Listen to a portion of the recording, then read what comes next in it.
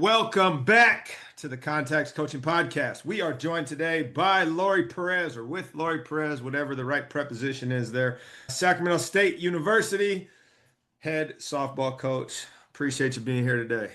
Thank you. Appreciate you. Let's dive in. Take us through your background, if you don't mind. How did you end up coaching? What was it like, the process, getting your first job, any subsequent promotions, movement, etc.? I know you took a little time off early and came back into it, but take us through the playing background too, why don't you, so everybody knows exactly who we're dealing with here. All right. Sounds good. Okay. I'm a Northern California native. I was born San Francisco area and lived there. And then we moved up to a small town about 45 minutes north of the city called Petaluma. So I'm a small town girl in terms of California, small town. And I had two older brothers, very active family household. I've got a few broken fingers from my growing up childhood. So we grew up, moved up there. Like I said, very active. Parents got us into sports. My brothers always played baseball. So I just followed suit, did a lot of playing in the street, a lot of just pickup games. And I think for me, getting into the sport was pretty natural. My dad always had that vision of me being the first female baseball player. And I was just on the field. I don't remember a time without a season ever. And the only time I ever experienced that was COVID. I remember being home in April going, wow, this is what it means to not have baseball or softball in the spring. It's very bizarre. People try to plan weddings and they want me to come. I'm like, don't plan them between February and June, at least the beginning of June. So anyway, played growing up there in Petaluma. We didn't have a lot of competitive softball, so I had to travel to really get to high level ball. I ended up traveling from age 11 to 18 to San Jose. So that was a 2-hour drive each way to go and play competitively and be able to increase my skills in what I was doing and get on those premier fields and scene. My brothers are big frameworks for just my growth as an athlete, just pushing me and playing and always having to just try to get on their level. They both played. They were both really good players. And then from there, as I was going through the recruiting process, when we went into the 90s, you were really feeling a lot of that push and opportunity from the Title IX legislation. And it was really growing at that time. My parents, I think, saw that. My mom really saw that and saw that there was a real huge opportunity for me to be able to go to school, get school paid for, and get my education and play at a high level. So I was really fortunate to do that. I got seen by a few schools, went on my recruiting visits, and Sacramento State was a place when I walked onto campus. I fell in love with the trees, fell in love with the environment. I loved that it was close to home. I was really fortunate at that time. Recruiting was what we all, at least my generation, was used to. We got on your senior year, went on the 5 official visits, and then got a chance to decide. So at that time, I went to Sac State, loved it, and that's where I ended up coming and playing, and played here for 4 years. It was a tough 4 years. I'd come from really being successful. I was an all-state pitcher. I was an all-state player. I had a lot of success in high school and travel ball. So when I came to college, we struggled. It was tough. It was a tough transition, and we didn't win a lot. We had a few notable wins. We beat UCLA when they were ranked number 1 in the country, which was cool. And we had a few other really great wins, but outside of that. So I think for me, one of my driving forces as a coach is that experience in college, knowing that, not that shoulda, woulda, coulda, but I wanted to really reestablish my experience here. So that was always something I was left with when I graduated. After I graduated college or got done with my playing career, I had 1 year left, or 1 semester left. I was a 4.5 graduation. I didn't do it in 4, did it in 4.5, but I think that was really fun for me to be able to go to school and just be a student. When I got done with softball, I didn't know what I wanted to do with my life at all. I was just like, okay, I got 1 semester left. What am I going to do? And you get that pressure and feeling when you're 18, or not 18, but 22. And you're like, okay, I got to have it figured out. I need to have a career. I need to do this and that. So my boyfriend at the time had suggested, why don't you go into coaching? Like, why don't you try it out and see how you do? I'm like, okay. So I called Kathy Strand, who is our former head coach here at Sac State, and said, hey, I'm looking to maybe go into coaching. Have you heard of anything? And she said, yeah, I got a call today. I'm like, oh, cool. Bob Eason, I just remembered his name. Bob Eason called Kathy and said, hey, we have a softball head coaching job and JV job here at Center High School in Antelope. Antelope's a small community just north of Sacramento. And she's like, why don't you give him a call and see? So I said, okay, great. So I gave Bob a call. Hey, I'm interested in your JV position, right? I'm 22. I'm like, I have no business taking over varsity. I'd love to come. So he said, yeah, sure. Come, let's interview. So at that time, 22, my car was having some issues and I didn't have car insurance. And my parents were both in law enforcement. My dad was SFPD. My mom worked in law enforcement. So I'm a big rule follower. It's been beaten into me to be very, very abide by the law. So I was like, I can't drive my car if I don't have car insurance. And I didn't have a ride. Nobody I knew was available. So I took the light rail from one end of the city to the other end of the city. And then I landed. And then I had to catch a bus to drive up to center, not knowing that the bus stopped a mile from the campus. And it's Sacramento. It's a 100-degree day. I'm in some horrible khakis with a polo, trying to look presentable. And I'll never forget, I stopped at the light rail and I'm already going to be late. Like the interview time has started and I haven't even caught the bus yet. So I get over to a payphone. I'm like, I got to call this athletic director and let him know. I call, he doesn't answer. I'm thinking, oh my gosh, this is terrible. I'm like, should I turn back? So anyways, I get on the bus. I realize I'm a mile away. Now I'm running, right, to try to get to this interview on time. This is ridiculous. And I show up 45 minutes late. I'm totally embarrassed. I have to find Bob on the campus. And so anyways, he was great. We interviewed. He really liked me. And you're going to be our varsity coach. And I'm going to get you, you're going to be a teacher here one day. I said, okay, cool. Thank you. I was like, that turned well. Start off bad, at least for me. Luckily, I had a ride home. Anyway, so I got back home and then coached at Center High School for 2 years. I also started working at a softball school in the area, All-American Softball Academy. Kelly Jackson runs that, softball school. Kelly Jackson ran that. So I started giving lessons for about a year. So I did the whole post-college thing, coached the high school team, gave lessons at a softball school, and then I worked at a restaurant as a bartender. So I had 3 jobs and hustled. You just did what you had to do. And then fast forward 2 years later, I'm at the softball school. One of the players who played at UOP showed up and said, hey, our assistant coach just took a head coaching job. You should apply for our assistant job at UOP. So I said, okay. And that coach was Heather Tarr, who's now the head coach at Washington. She's been there for quite a while.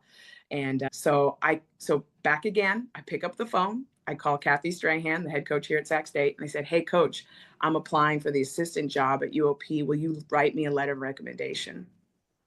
She said, sure. She goes, but we're hiring here at Sac State too. And I said, oh, fantastic. I said, okay, I'm going to apply for that job, but can you still write me the letter of recommendation? I was like, I'm going to do both. So I applied for both jobs, came in and interviewed here at Sac State. And it was funny because at that time, coach was looking for a pitching coach. And I didn't pitch in college. I pitched all the way up till college. But I just fell out of love with it and just loved defense so much. And so I gave up pitching my senior year of high school.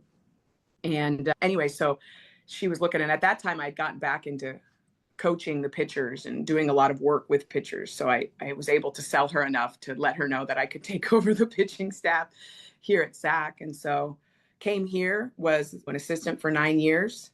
And then as coach was retiring, I was in the process. I got my master's. I was moving to the next phase of life. And I wanted to go into the head coaching realm. And I wasn't quite sure if it was going to be Division I, Division II, junior college. I thought, wow, maybe I could go the junior college route and just have a little bit of a calmer life, stay regionally, have my kids, be home. That was not my destiny. And so then when I was 7 months pregnant with my son, my second child, I was given the opportunity to be the head coach here at Sac State. I had it interim my first year, and that was quite a lot. And then, like I said, 7 months pregnant, going into it, I was recruiting all summer. Kathy at that time had chosen to retire. She was at that end of her career. She'd been doing it for 30 years. So she retired, and then they gave me the opportunity to take over the helm. So I've been here now. I'm going into my 13th year. So my son just turned 12. So we always know, like, coach, like, my years here. How many years have you been here, coach? I'm like, how long has my son been? How old is he? He just turned 12. So we're going in, him and I are both going into that 13th year together. Love that. So yeah, so that's a little bit of my story. Yep. All right. So I got a lot of curiosity here. Okay. Let's go back to the UOP, Cal State, Sacramento fork here in the road. Talk a little bit about I'm assuming you went to a UOP interview. Maybe not. You didn't, you I pulled did the plug not. before that. So talk, why didn't you go through with that process and what led you to just push all in on Sac State? Sacramento State was my home. I'm an alum. So that is for me always home. I didn't really want to move out of the area. I was establishing roots here. So this is where I wanted to be. And so back to what I was talking about earlier, when I played at Sac State, we struggled. We lost more than we won. And I have always had that motivation to want to change that story for myself. And not necessarily myself, but for the program, to be honest. I really felt like the program had some great things. We had a lot of success in our history. And I think there was an element like an ownership in my sake. I got to get things back on track, right? I expect success, I want to play at a championship level every single year. So coming back as an assistant provided that opportunity to go, I can make a greater impact as a coach now that maybe as when I was a player, we as a whole as a team didn't do as well as we wanted to do. So that was like the own internal motivation, just because I just, like I said, I've always loved this program. In terms of the UOP, you'd have to talk to Brian Colsey about that situation because I applied. I know he had a lot of candidates, but I never got called for an interview. So I sometimes I give him a hard time about that, but I try to let him slide on it. No, all good. I was just curious because I didn't get Yeah. that part of the story. Okay, going back to And center, maybe Kathy called and said, "Don't interview her. I'm hiring her here. Don't waste your time." I don't know. or You she never wrote a know. bad rec. Yeah. Funny. Let's go back to center high school. So I'm always curious, and then we'll jump forward to when you took over at Sac State. But as somebody who clearly played a lot of softball, had a bunch of coaches, was on the road a lot, collegiate experience, and yet now here we are as a head coach. What did you realize right away that you needed to figure out? That you thought, oh, I got this in the bag. And then all of a sudden it was like, I don't know what the hell is going on.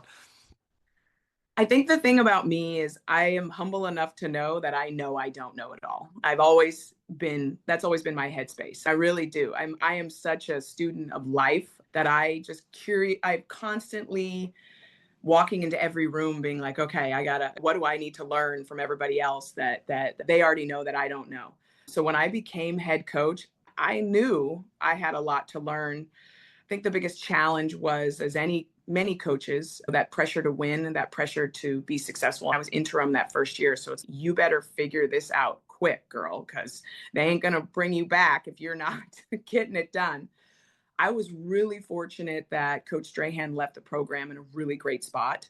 And I was walking in with a team that was upper class heavy, and they were able to right the ship and help me to be the best that I could be. I think I knew my strengths were to be a motivator. I knew one of my strengths was to be organized, to be energetic, to really pull something out of the girls that they sometimes maybe don't see in themselves or just maybe not capable of bringing every single day or really having that person there. I think the other piece is I'm really competitive. And so I really wanted the players to know, even though I've been here as an assistant coach for 9 years, like my expectation and standards may be different than what Coach Strands were. So it's important to understand that it will be a different experience. But I definitely knew there was a lot to learn. I definitely knew at that point I'd only had 2 years of a head coaching experience, obviously a long road of assistant coach experience. And Coach Strahan gave me a lot of opportunities when I was here. She would let me speak post game. She would let me lead certain things. She let me have every piece of the program and have my hands on it as an assistant. So I felt very prepared on the administrative side to be able to handle things. But honestly, it was a rat race having my son being a newborn and trying to navigate it. It was really tough. I'm not going to lie. It was a day-to-day grind. I was answering, my main email time frame was from 1 o'clock in the morning to 4 o'clock in the morning when I was feeding my son and trying to put him back down. You just figured it out. It's what you do. You hopefully have a good support system. Our girls, many of my alumni will tell you they have held the baby during practice. They may have changed a diaper or two, and that's okay. That's good. That's the family piece that everybody talks about, but then it's really about living it. Is there anything that stands out to you as you reflect back, both at center and when you took over at Sac State, where you have those as examples that you share with other people who are calling you going into a new head coaching role because you lived it and it's, look, one, two, three. These are the things that you need to take care of.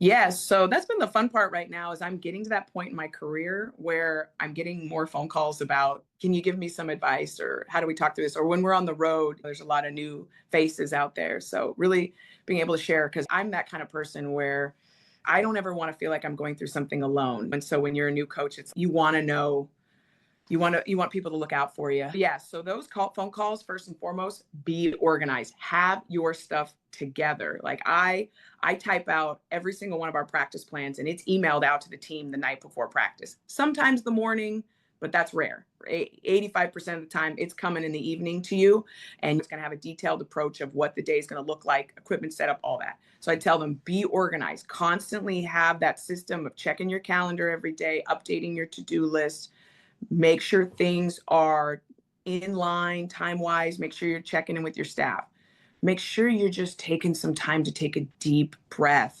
I think the biggest thing is taking care of yourself as a coach so that way you can be the best for your players. It really is.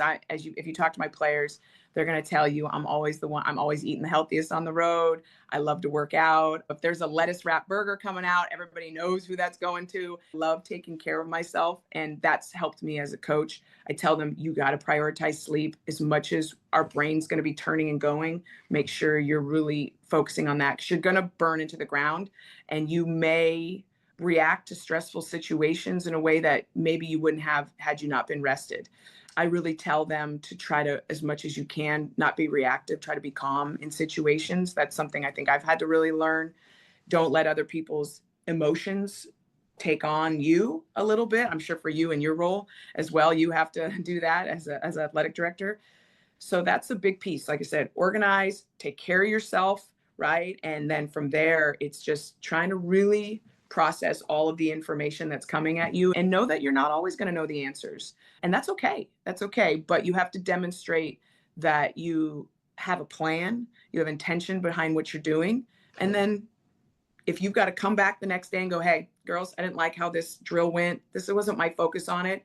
I'm going to take that ownership of mine. We're going to redo this, and we're going to do it in a different way. I think that's really important. And players, they like that too, because it's okay. Coaches also acknowledging that they're human beings and so they're going to make mistakes. And I think they like that. It makes them feel like, hey, I can be authentic with my coach as well, knowing that I struggled in this area today. Yeah, no doubt. And I'm curious, since you mentioned that being a human, if you have any, let's just use the word failures here, that have been transformational in your growth as a coach or as a parent or as a mentor, where early on there's this, let's say, pressure to almost act like we know what we're doing. And half the time until you fumble, you're not figuring it out. Are there anything you look back and you're like, you know what? I'd never do this again because here's what happened the last time. No, I think we live in that world sometimes of fake it till you make it. And it is about that. People always say, when are you ready to have kids? It's like, you're never ready to have kids. They get here and you figure it out. And the parenting aspect, I think I don't know. I feel like I try to really do my best. I'm sure I fail more than I succeed, but I don't know. You We just try. all do. Yeah, exactly. Exactly. And coaching, I think there's a lot of little things that I look at that I could go, hey, maybe should have handled this situation or had a better conversation.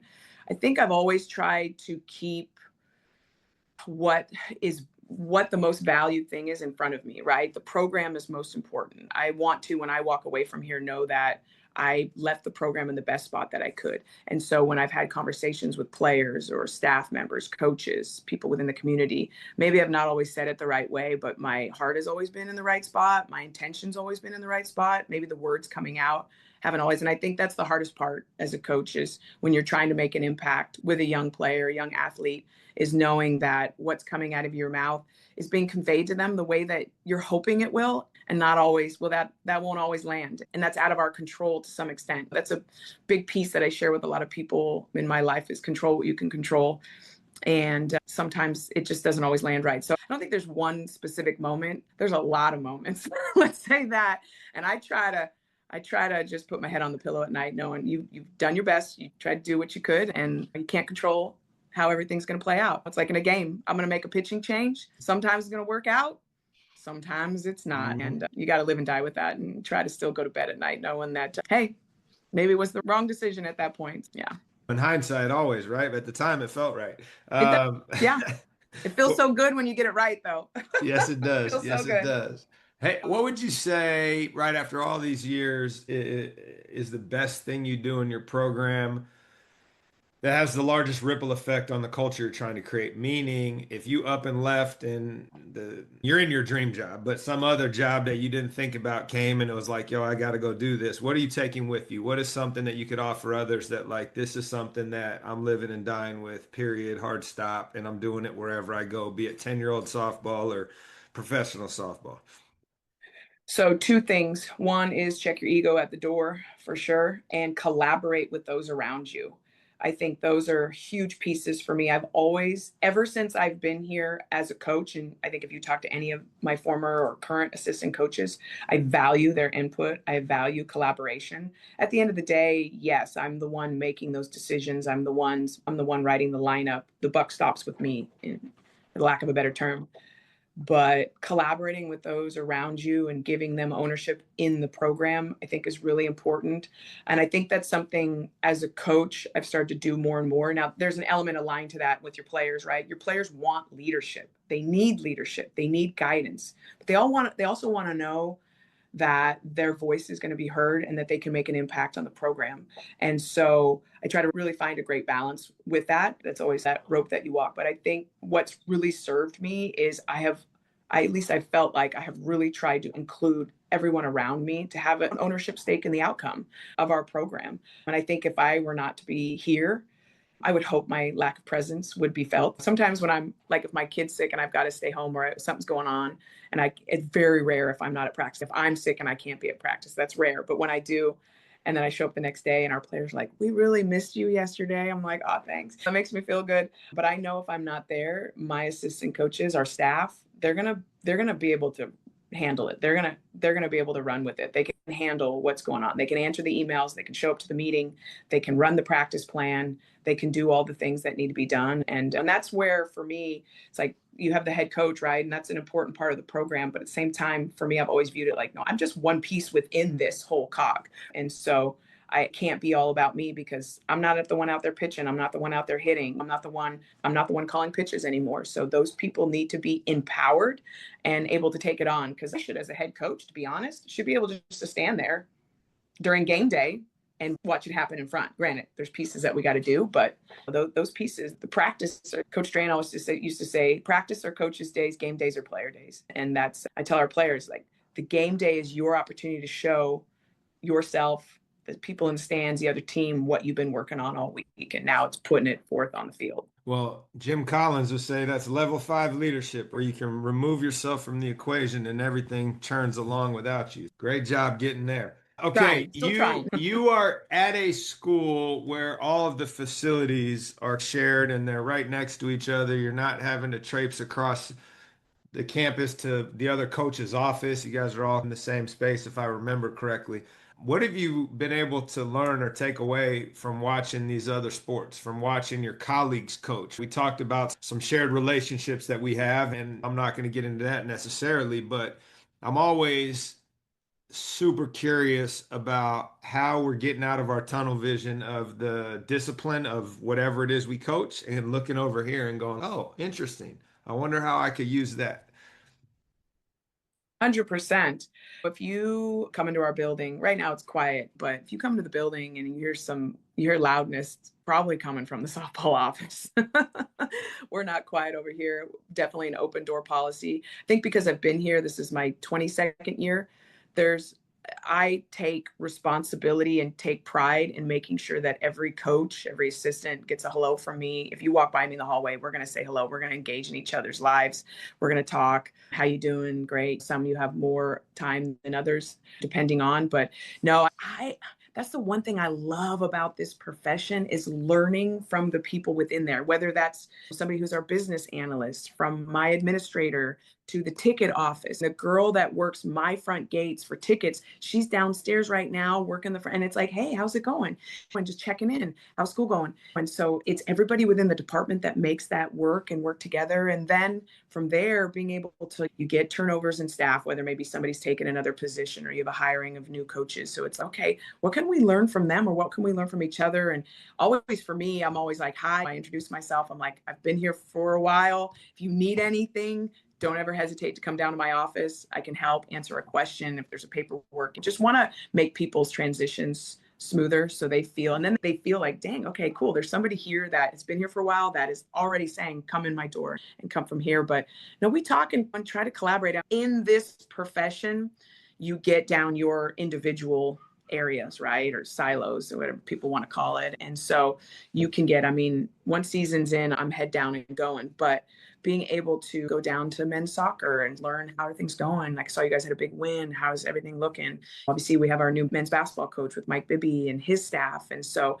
I've been able to meet a lot of them and talk about their experience because they've got not only playing experience, but also coaching experience. So I'm like, let's collaborate and let's listen, let's talk. And it's just being able to get within the known. Some people are like that. Some people aren't.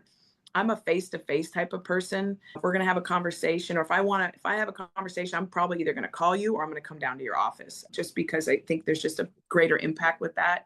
Connections are really important to me, getting to know people, knowing their backgrounds, knowing where they come from. Sports system, we're all on the same team, even though we're individual pieces within there. No, I try to really, like I said, learn from each other. Like I mentioned before, I'm a student of the game. So I want to know, what are you guys doing? Sometimes I'll go and watch people's practice. What are you guys doing here? Our volleyball coach, Ruben Volta, and I are really close. So we'll talk shop all the time. It's something I'll come down, come in his office, close the door, and we'll just talk about how are things going, or, hey, I'm dealing with this situation. What do you think about it? Because he's been here just as long as I have. So we're some of the lifers, but no, go ahead. Can you drill down a little bit? Let's just take Yeah. volleyball, for example, because you Yeah. say you're super close. Is there something that you've been able to take from them and apply to you in softball or vice versa that he got from you?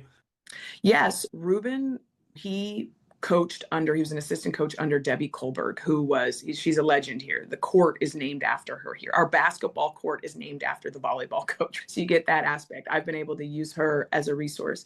So Ruben, I think, has had some great mentorship with her. So me being able to sit there and talk through with him, hey, timing on things. If you watch him coach, he's sitting there. He's not getting up and huff and puff. He's not slamming his fist. He's not stomping his foot.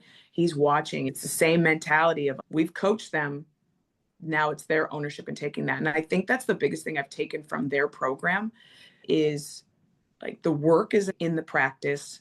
Keep it simple. We tend to make things too difficult too much. And Debbie was huge about that. They ran a lot of simple plays. And I think Ruben has been very successful in that aspect of his program. So I've tried to take a piece of that of going, even though softball, I think, is a little bit more complicated in terms of the different aspects of it. It's like, how much can we simplify this? How much can we be great at certain things as opposed to trying to be good at a lot?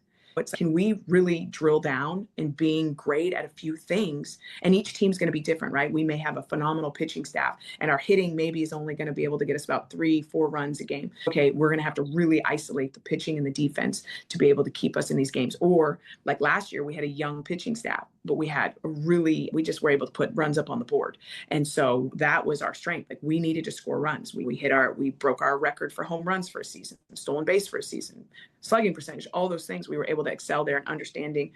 And so Ruben, I think, is somebody that I've been able to really collaborate with in terms of talking. And how have you been able to maybe remain calm, or what kind of work are you doing in practice and with your players that you feel like game day, maybe it's just little adjustments here and there? Yeah, no doubt. And I think that's the key, right? It's like, how do you observe and get outside of yourself when the world is pushing you to only look at what you do? And I think one of my soapboxes is pushing back against the youth sports industrial complex's push of specialization. And how do we do that as coaches when we're consumed by our particular discipline, to look outside of that? Right. The same for the athletes. And we talked about one of my former athletes that you recruited, ended up playing there for a year, who was a four-sport athlete, versus many of the kids we come into contact with these days are been told somehow, some way, you only have to do this. What's your take on that? How do you see that once athletes land that have like maybe a more diverse background versus specialists? How have you seen that play out over the years? What do you look for in that? What's the value proposition of somebody that's done more than one thing versus those that have just done one? Yeah, I get that question a lot, honestly, in the community from my kids growing up in Little League and different sports. I get that question a lot. I love multi-sport athletes. I think gives you a break from the main sport you're focusing on. It allows you to work different muscle groups, allows you to work different types of your brain, hand-eye coordination, all those kinds of things that you get from playing different sports, understanding. And a lot of time, like, I love to go watch other sports play, and I can correlate what they're doing into what we're doing as well and how their systems work. I think it's important that players try to, if they've got the opportunity to do multi-sports, they should. The hard part right now, and I see this with a few of my daughter's friends, right? My daughter plays softball, and I'm like, I want you to do other sports. And she's, I can't. I just feel like it's just too much. And her softball's year round, and she sees her friends that play other sports, and she sees how just they're running around and they're not able to specialize on that sport and really elevate. So she's competitive like I am. So she'll get irritated and being like, they're not competing at the level they should because they're too busy with this other sport. And I'm like, hey, I was like, give them a break, understand that this is a part of it. But here's the thing. I would love people to play multi-sports. I think the hard part is every sport is getting so specialized that it almost becomes not a fun situation. I worry about the family dynamic where you got this sport on Monday, this sport on Tuesday, this sport on Wednesday, this sport on Thursday. The only day you have together to have a meal at your house is on Friday with a family. And it's like generally Friday you have events going on. So I worry about those family dynamics because I think we have a lot going on. It's hard. It's on both sides. You see a lot of kids really working and specializing in sports, and you're seeing all of the sports elevate, right? Like the sport of softball from when I played till now, it's incredible to watch. What they're able to do is incredible. Would it be that way had we not specialized and gotten serious about it? I don't know that answer. But I know that the players would be a little bit more well-rounded, I think, in terms of understanding that the pressure that they feel only doing one thing, the physical breakdown of only doing one thing. So there's that cause and effect, right? That's always a big thing that I look at. So I'm caught between two answers for you. One, we need to be able to play multiple sports, and we need to, as coaches, high school coaches, youth coaches, travel ball coaches, allow our players to do that and make the avenue for it. But at the same time, in order to really, depending on what your goals are, if you really want to play at that Division I level, you have to understand that if you have basketball practice that competed with softball practice that day, you're probably going to have to come home and hit on the tee, or you're going to have to get up in the morning and practice at 6:30 in the morning, hitting tee or doing something that's going to help you stay up to par with everybody else in practice. It's going to require more. So I don't know. I don't think it'll shift until society-wise we try to find a balance, but everything's on a rat race right now. So. Yeah, it's chicken or the egg. That genie's not going back in the bottle, unfortunately, because there's too much money at stake for the adults that are controlling everything.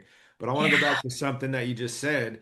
You're going to have to do additional work. At your level, those kids got to do that anyway. That's to be a Division I athlete, right? There's a certain aspect of winning at birth, like just you come out of the womb that way, right? And then there's the additional work that needs to be put in anyway. And then there's those of us that lost at birth, and you're just not going to be it. Doesn't matter how much work you put in. Right. So for me, I hear you, and the pressure that comes from the outside noise, and you've seen it, you're behind the curtain. It just doesn't matter sometimes. And it's like, you can do all the work you want. You're just not going to be at that level. Yeah. And you can get somebody that shows up once a week that's just an alien, and they're going to be able to do whatever they want. And so it's what's the balance, as you mentioned? How do you hit away from trouble in regards to injury, in regards to burnout, in regards to these other things that, truth be told, are being created because it's a big giant money grab. And this is year round because people are getting paid. And that now translates to the college level where people are getting paid. Yeah. So talk a little bit about that shift, how you've navigated that, how those around you have navigated that. Where does softball land in the bigger picture of revenue share in regards to football controls everything? We know that. Basketball is a close second. So how has that all landed on your plate? Yeah, it's a big animal. I think as a coach, if you're not being creative on how to build your program in this new world, you're going to struggle. It's a huge piece. I think the networking, I have, as a coach, have taken that and just put my foot on the gas pedal. How many people can we meet at the football games and talking to people that are interested in football? Let me tell you our story about softball and the success we've had in our program, the players that we have. We have the returning freshman of the year. We have the returning newcomer of the year, right? This is a program that as people within the area that want to support Sac State athletics, this is a program you can really invest in. And here's why. So that's a big piece of it. And it's a totally different world. Back to the youth conversation, there's a lot of pressure on these young athletes. You used to find the pressure would start when you went to the professional levels. And there's pressure in college for sure. But now that's been taken to a whole nother level. And on one hand, you love the financial opportunities that the college athletes are getting. I was a college athlete. I lived in that starving college student where I ate chopped ramen every day. I had a George Foreman grill and like a package of frozen chicken. I would cook that every night with top ramen. That's all I could afford, right? And that's how it was. Luckily now it's better for sure. And obviously some players are really in a whole great situation where they're already set up for the down payment for their house. Has that trickled into softball too? Or is that just we're talking the football and the basketball people? I think if you look across the landscape, it's mostly driven in football and basketball, but you're starting to see the trickle down in softball for sure. You have obviously Nigeri Kennedy at Texas Tech that had a huge contract in terms of some of those Power Four schools. They're really being able to not only offer full rides, but then plus some. In the sport of softball, up until this past July, we've been an equivalency sport, which meant each program, no matter who you were, Oklahoma, Sac State, Cal Poly, Michigan, 12 full rides. That's what you got. That's what it was for athletic aid. And so we somewhat competed on a even playing field in that regard. But now the NCAA approved us to go to 25 roster cap, which means you could go to 25 full rides as well. So that means essentially every single person on your roster could be on a full ride, which has never been the case for softball. That's the NCAA policy. What about Sac State's funding of that? We're not there yet. We were able to increase our scholarships, so that was good. And the hope is every year we're moving up on that. But then a part of some of that other piece that I have to do as the head coach is get out there and look for donor bases that want to help and supplement where that scholarship gap is right now. Yeah. So how do you then compete? And I know the answer to this, but I'm curious what you're going to say with the SEC school that's not only full ride, they're also getting NIL money or whatever you want to call it, where they're walking over with a check. One of my kids plays football at the Power Four level and makes more money than his parents. And it's absurd. But at the same time, this is the world we live in. So how are you competing in that space?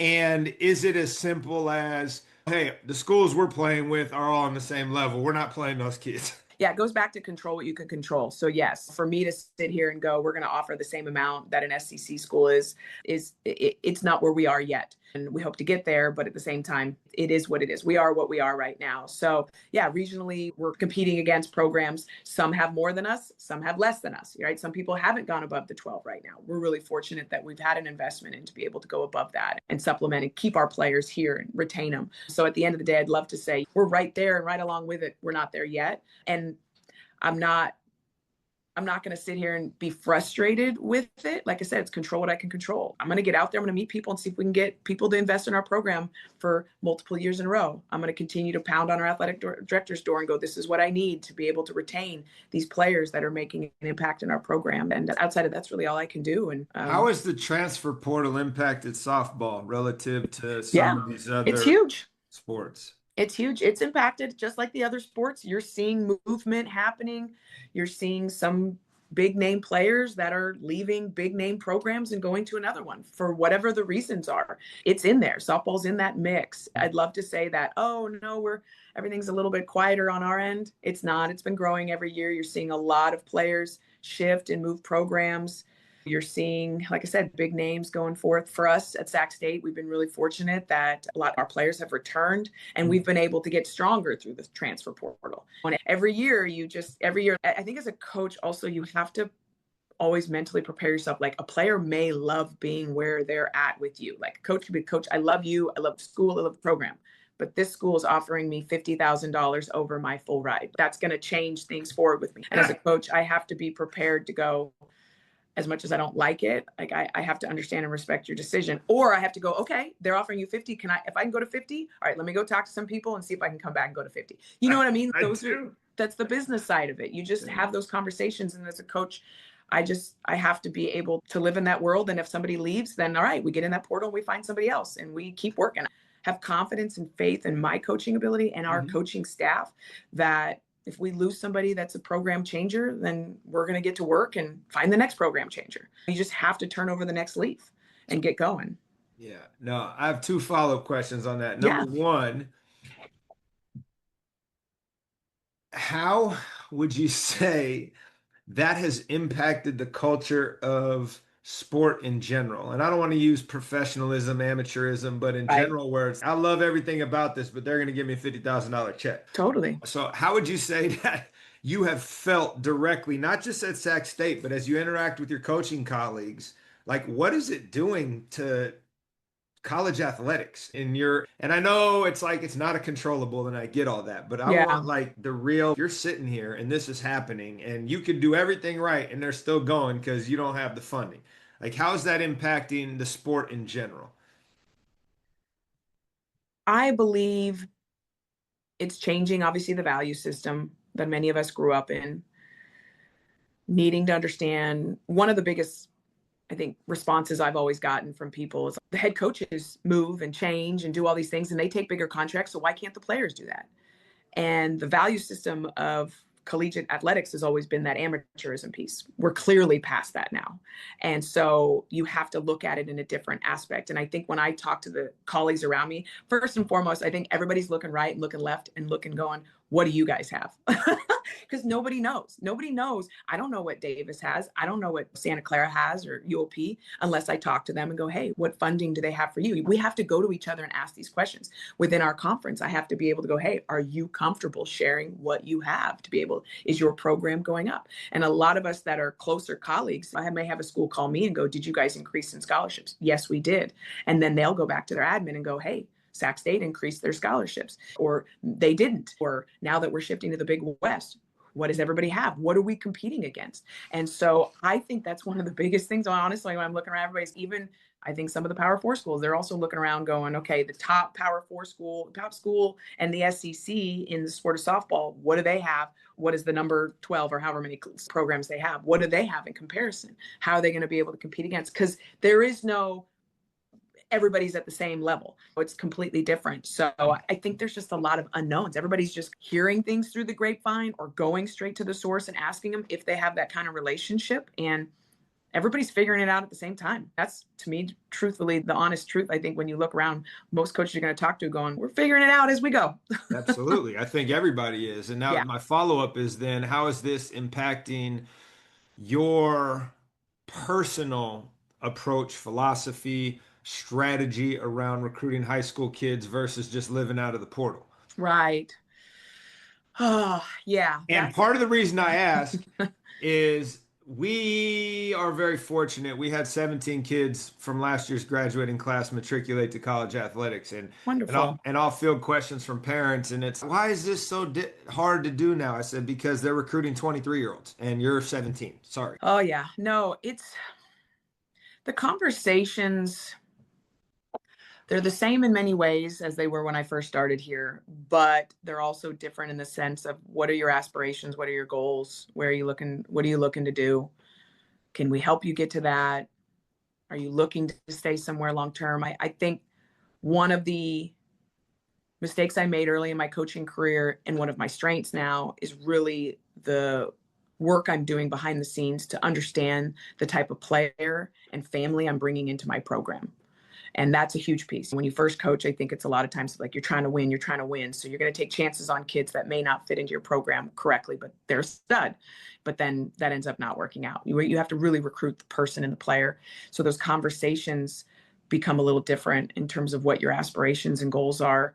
You're looking for families and players that are humble, that see themselves here, see themselves wearing the uniform, ideally want to have loyalty to your program, loyalty. They've demonstrated loyalty in what they're doing in terms of the organizations they've played on. And if you're taking chance on a kid that maybe has moved multiple programs in the travel ball level, then you know that they may not stay at your program.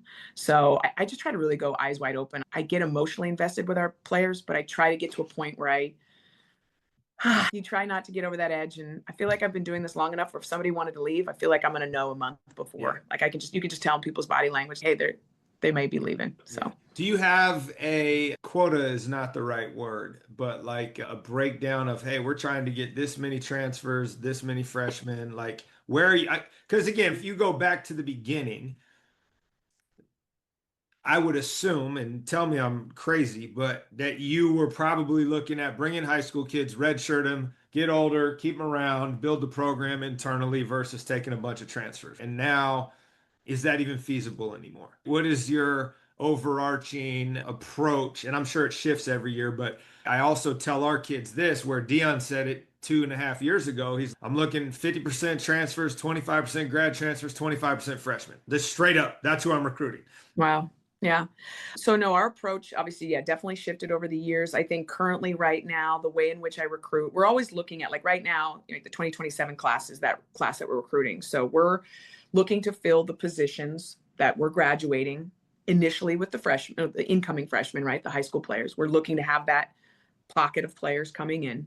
But then there's always that element of going, okay, if we need 5 players, 3 to 4 are probably going to look at those freshmen, those incoming freshmen, and then probably 2 are going to be those transfers. And maybe they're JC, maybe they're 4-year. Some years we need 2 pitchers. And so it's okay, we're going to bring in 1 freshman and we're going to bring in a transfer because you don't really want necessarily 2 freshmen coming in. You want to give an opportunity for somebody, especially because knowing that the portal's so big and popular to some extent, you're going to find some quality within there. And so it's going and attacking it. So you just, for me, there's never like a fine line. I couldn't say 50% this and that, but For sure. every year we're going, there's going to be a handful that are going to be freshmen coming in. And then there's going to be a handful of transfers. And like I said, we've gone 4-year and we've gone JC. If you look at our roster, we've definitely tapped into that network because there's a lot of kids that were very talented that didn't find homes during COVID that are able to go JC and then boom, come on over. And they've had just as good of an impact here. Would you say that is in alignment with the rest of the conference, or are there schools in the conference that are like, y'all don't even recruit freshmen anymore?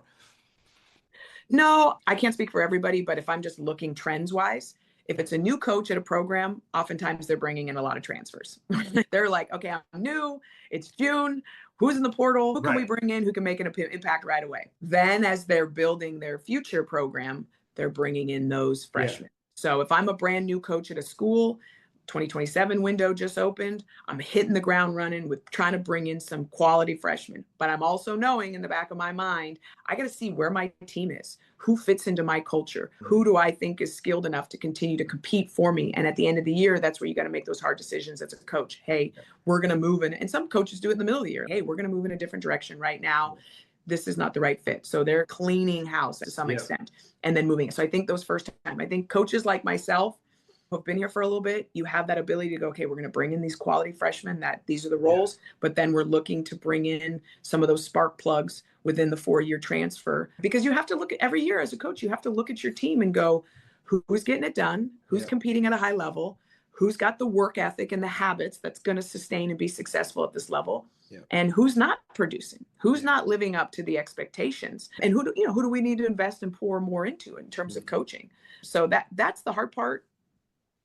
I think you see across the board is building. Yeah, no doubt. And I think, again, my buddy just got the Humboldt job he was on this week, and he had 1 returning kid. He had to go get 12 new kids out of the portal. Wow. And so it's everybody's situation is obviously different, but it sounds like you've built this thing in a sustainable way where you can still hang your hat on how we used to do things, which is cool. Right. What I'm curious about is if you have the new policies, which are shifting every day within the NCAA, right? And the letter of intent signing goes out the window. Now you're signing these like semester financial agreements. Like, how does that all play into your approach as a coach and to that of the athletes, where it's like, it always was a 1-year contract, but you had to do something egregious to not be able to fulfill your degree. Now it's like the Wild West. It's like, that semester's over, beat it. Talk a little bit about that shift, how you're navigating that personally, and I guess where you see the positives and the downside of this whole shift. I think in the sport of softball, and if I'm wrong, but I don't think that's happening as much. I don't think you're having like, okay, she's just going to come here and play in the spring and then she's out of here. But I'm sure there's conversations of going, hey, so and we'd love for you to come here and maybe you aspire for more. So our goal is to let you have an amazing year, and with the understanding that you're probably going to transfer and you're probably going to chase whatever you're chasing, unless you're already at that level as a power four. But I think you're seeing power four to power four transfers all the time, which is, you just never know. Or you go power four and maybe go down to a mid-major. I hate to say go down to it, but on that. And I think those conversations are happening, I believe, more in the football, basketball worlds. Personally, I don't think they're having as much in the sport of softball, just because the timing of our sport too. You have the fall semester where you can really build, and then the spring is when that season happens. So when players leave, generally it's going to be at the end of the season as you're going into end of May, beginning of June. So I'd be sitting here at the part of me, the initial Lori says, I really hope we never get there and I hope it stays somewhat pure. But I feel like I would just be Pollyanna in that aspect of thinking that's the case. So I'm just going to adjust to it as it comes and just be open to the conversations, but also stay true to my value system in terms of, you want to be great, you have an opportunity to be great here. We can win championships here. We can be the type of team that competes in the top 25. We have that ability. And our department is continuing to grow. So the opportunities are there. And so I really try to tell our recruits, like, hey, this is a big piece. You have the opportunity to be and play at this level. You have also the opportunity to be the first at Sac State to do this. Yeah. Imagine that being the case. And then you just do your best just to really try to coach the heck out of them and show them that you love them. And outside of that, it's out of my control. How is the rest of let's leave the players alone for a second. And I think it seems, at least from my lens, and I'm not in the thick of it, but it's almost like you guys now have a fall season and a spring season. Like you're playing games, and it's, what the hell is going on here? Like, when did that start? How has that evolved? Yeah. Really? Like even back when you were playing? I always tell people the spring sports have the best school year because our players come in when school starts. We get to work with them in our 8 hours and do small group work and build them, have them learn our culture, learn our processes. Then we do about 5 to 6 weeks of practice, depends on the school and how the individual program and that coach, but we'll practice for us for 5 weeks. And then we get to play 8 games against completely other competition, right? So we'll play this fall 3 different D1s, I think 2 to 3 different D2s and 2 different JCs. I think that's how it plays out this year. So we get a trial run. It's incredible. And when did that start? That's been forever. I was a freshman the fall of 98. It's been like that. From what I can remember. Yeah. That's, I mean, my 21, now going in my 22nd year of coaching here, it's been like that every single year. So, yeah. And the restriction is as simple as you can play 8 games during this 8-week period. Yeah. Whenever you have your fall 20-hour segment. Yeah. Within there, you can play 8. And then if you want it, we'll play an alumni game, and that doesn't count either. So it's very nice. Essentially 9. Yeah. And then, okay. So let me ask this, and we'll wrap up here shortly, but this is fascinating to me. Okay. Has there been a time, and I'll just ask, I already know the answer, but where it's like you've used those 8 games and you're like, yeah, you're not going to make the spring team. Like you are way better than I thought you were, and you're now going to be a starter. Like, how has that shaken out over the years in regards to its transferability to your spring season? For sure. It's happened. This is different ways. I've had players who've come in and have just worked their butt off over the summer. They come in and they've had an incredible fall. And then they get excited. Oh, I've earned that starting position. And all of a sudden they took a little notch off of their work ethic. Those habits that they had over the summer, they got a little too comfortable. And then they came back in the spring, and all of a sudden I'm like, what happened? You earned that starting position coming off the fall, but now you look like you've gone backwards. Then I've had players in the fall who've had hard falls, and they're like, I got to get my stuff together. I got to work every day. I got to on this side. But no, it's a fun time where you start to solidify some positions, really understanding what the strengths of the team, the dynamic of the team. I think one of the biggest things for me is when I come off the fall, I want to really have a good idea what our weaknesses are. Like, where could people beat us? What are our strengths? What do we do really well? What's going to serve us? But what are those areas that people are going to be able to beat us? Because then, it gives me a framework of what we need to prepare for the spring as well. If we're really struggling, if our outfield is not as dynamic and athletic, then I may have to make shifts on balls to the outfield, and maybe we're going to funnel them different ways. Or my catchers, are they as athletic as I need them to be behind the plate and framing and working on things? So you're trying to find those areas that you can tell are going to hurt you in some of those games in the spring. And like I said, in addition to going, oh my God, like last year, we could tell early on, we're going to have a lot of power this year. Like we are going to be able to drive the ball out of the park. So we really need to funnel our focus into really harnessing that and encouraging that. Because when you have power, you're going to strike out more because you're swinging harder. You're swinging with a little bit more authority. And so in the sense of that being understand, like we're going to be able to do some damage in games and score a lot of runs, but also understanding, hey, we may strike out more, and that's okay. Let's understand that that's okay. No, it's a unique thing. Like I said, I always tell everybody, I can't think of any other sport that has that like us. Tennis, they play year round, but everything counts. Like for us, our 8 games don't count. And even now, when I first started coaching here, up until the last 10 years, if you played in the fall, your clock started. It's not the case anymore either. You can play in the fall and your clock has not started. So that's a great thing too. I know. So fascinating. So fascinating. Yeah. We're really fortunate. Yeah, it's cool. Ultimately, like what my deal is, as bullish as I am on not specializing, it's once you get to college, like you're a specialist. And so the fact that you get to train year round, which you've always been able to do, but then you get to go test out what you're doing in contests. This is fascinating. 100%. Get your signal system in, understanding the tempo of things. We get to learn the tempo of our pitchers, and I get to see them succeed and fail. Which is huge. There's so much information that I'm able to take in as a coach. And so at the end of the fall, we're able to sit down and go, okay, here's some areas you need to grow upon. Here, recap. It's almost like a recap of the whole year in the middle of it. It's very cool. Yeah, wild. Okay, I got 2 more questions. One, is there a softball situation like there is in collegiate baseball where they play in like the wood bat leagues in the Northeast and they don't really have the summer air quote off? Is there a softball version of that your girls are going to play in the summer?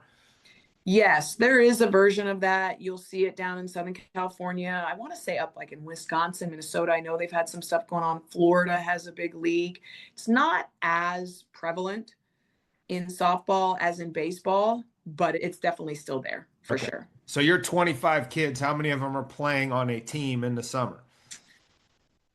4 to 5 at the most. We have such a grind. I use so many players in our game that there may be 4 players on my roster that really didn't see a lot of time. And so it's, hey, you may want to jump on a team and get some reps in. One of our transfers who came in this year, she played in the summer league down in Southern California just because she was injured and wanted to get her reps and stuff. So that way, when she came back her sophomore year, that she was a little bit more seasoned. But a lot of our players, to be honest, I'm like, you need to take a break. You need to breathe. You need to not throw for a month. Do not overhand throw. But I need you in the gym working out for sure. But I do want them because it's such our sport you have so much overuse injuries that it's really important. If you're my top 16 players that play almost every game, I need you to take a little bit of break. I want you to miss it. By July, it's okay. Time to pull that softball bag out. Most of them can't make it to July. Most of them are pulling that softball bag out by mid-June because they just got done watching the World Series and now they're excited to get going. Yeah. No, that makes sense. Okay. Last question. What is something you've most recently changed your mind on? And to frame this, especially in the modern world in which we live, where you are almost forced into reaffirming your positions rather than challenging your beliefs in the algorithms that are out there these days. I'm always curious how people are challenging their belief systems. So, okay, I used to believe this, but now I'm over here and here's why, because we're actually trying to get better versus just looking for the affirmation of what it is that you're doing. So it doesn't have to be softball. It can be life. It can be parenting. It can be education. It could be driving a car. Who knows? But I'm always just curious how the people that come on the show actively challenging their belief system, looking for their blind spots and where they've made a shift, like purposefully. Gosh, I think for me, that's evolving every year and finding ways as personally for me, I think it's finding ways to continue to quiet the noise. I just recently picked up fishing again. And so last night I was out on the river and fishing and it's just quiet and it's challenging. Honestly, I was cursing because my cast kept getting tangled and it was driving me nuts. So I'm like, calm down, dude. You're like, it's okay. It was funny. People around me were like, this chick is crazy. But it's that challenge of that. It's being able to use my brain in different ways. I think it's getting back to the more simple things for me in life. I do a lot of reading as well. Try to as much as I can stay off the phone. It's hard, but I think it's just for me trying to almost get back to the basics of life a little bit more. That's been a big belief system that I've shifted in. When it comes to coaching, I think when I first, and I think this is how I was raised too, like you don't bring your personal stuff to work. You don't bring it to the field. You don't really share a lot of personal stuff with your players. That was always how I was raised. Like my coaches, they would never talk about their families or anything like that. And I think that's always been a belief system of mine. I'm not going to bring my baggage to the field, and I still don't. That's not a belief system that I've changed. But I think I've opened up a little bit more in terms of, because I'm a pretty private person. I like to keep things, this is work, this is home, this is life stuff. But I think now what I've done over the last few years is really trying to integrate that a little bit more. My kids are around and they see my kids and my dogs and stuff like that, but also sharing a little bit more personal stories. So that way our players are like, okay, you know what, coach has been through this before. It's like, I want to be that leader. I want to be that steady force for them every single day.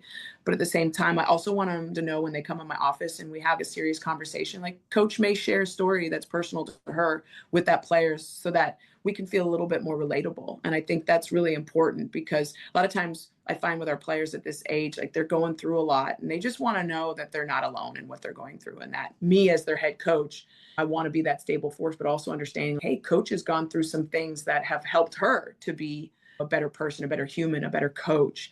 And I think that's been something, like I said, the belief system when I first started coaching, I'm like, no, like I'm not going to share my personal life with my players. That seems inappropriate, and not that I'm going inappropriate with them. It's like, I'm going to share a challenge that I've gone through. And because I think a lot of times we get prideful and we get ego, I'm not going to share that. I don't want my players to think of me as weak. And it's not about weakness. It's about connecting with that person, and human stories and what you've gone through can really inspire somebody else to go, hey, my coach went through this. That was heavy, like that. And while my situation is similar, it's also individual. Knowing that coach has gone through that, they may inspire them to really push through what they're challenged with. And so I think that's a big piece for me. I'm trying to be a lot more open with our players with, hey, I'm human too. Like I struggle with time management just as much as you guys do. Probably do it better than you do, but I also have many years of experience, and here's why, and here's where I struggled. Yeah. All right, I lied. One more question because I'm curious about this now. How Okay. how has your experience as a parent, as your kids are getting Oh more gosh. into athletics, informed your own approach to what you're doing? My kids are my best teachers. Really, they are. They've grown up on the ball field. I've been pregnant with them during softball season, all that stuff. They're my best teachers. They teach me to slow down. They teach me to break things down a lot better. They teach me when my son and I are doing math at night. I'm like, okay, Lori, take a deep breath. It's late. You're both tired. He's getting frustrated. If you get frustrated, this is all going to go bad.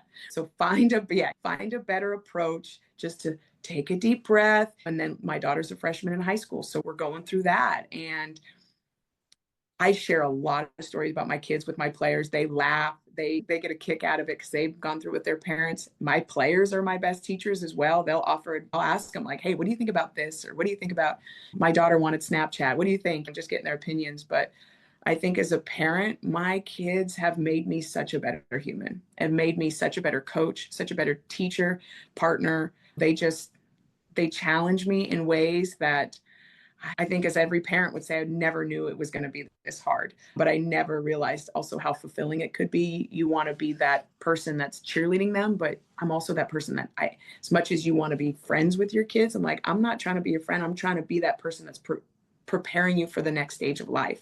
So they're every day teaching me how to do that.